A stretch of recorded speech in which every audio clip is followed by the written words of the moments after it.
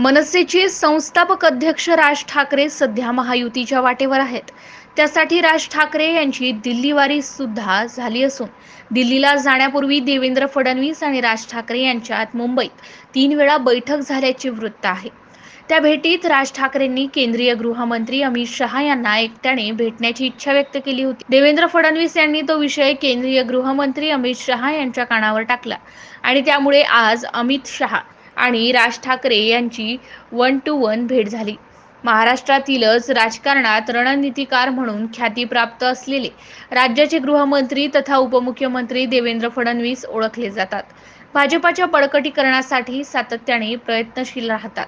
मनसेचे राज ठाकरे महायुतीत आल्यास राज्यातील राजकारणाचे समीकरण बदलणार असल्याने सध्या राज ठाकरे यांच्या निर्णयाकडे राज्यातील जनतेचे लक्ष लागून आहे.